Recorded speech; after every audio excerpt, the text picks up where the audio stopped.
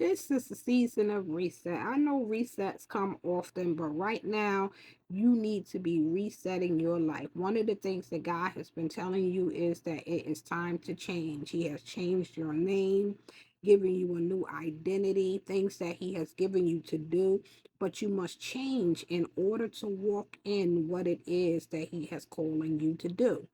So you are seeing things like the reset. It's like a button. You got to go boop and hit that button and decide that you are going to change.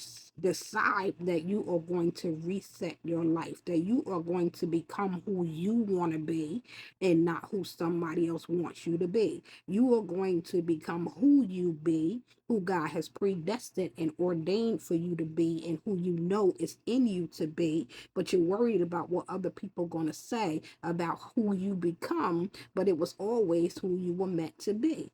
You have to stop worrying about what people going to say, people going to think, and things of that nature, and follow God's lead. God has told you He was going to change your name. Now, He may not change your biological name. That's up to you.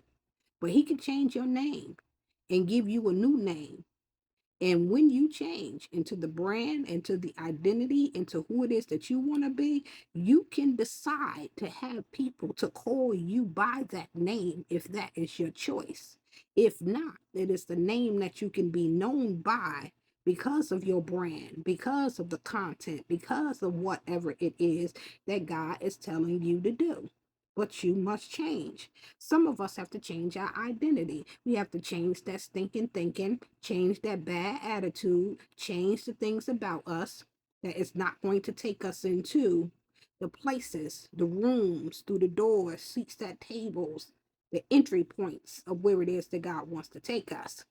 Because we can't take the old us and the new us into new places or into old places or into places where God has ordained for us to be.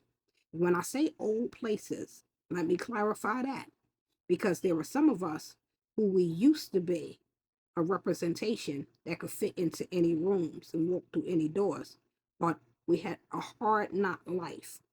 People came in and life began to happen and things began to pile up on you and you changed and became somebody else. But you recognize that you have to go back to the old you that knew better, the true you, the you of who you've always been before the hurt, before the wounds, before the scars, before life start life and be who you've always been, because that is your true identity. But then those who need to walk in a new identity are the ones that need to change just about everything that God has called you to change in order for you to walk into those new spaces and places where He wants to open doors for you to be. But you have to hit that button, reset. And that reset button is a decision. I've decided that I'm going to change. I've decided to be who God says that I am. I've decided to be called by this name. I've decided to walk in my new identity. It doesn't matter what nobody else say or think about you. What did God tell you to do? Decide to change. Hit that reset button and move right on along with your life. Because some same people who you think gonna talk about you, they might be the same people that honor you, respect you, and say, I knew that there was something greater in you, but because you couldn't see past that stinking thinking, you always thought that people were going to say negative things. But if people don't ever say anything good, it's not about people, it's about you. Change, become, be, do.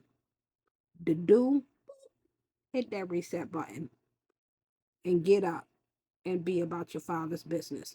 Build what you need to build. Do what you need to do to become the greater you.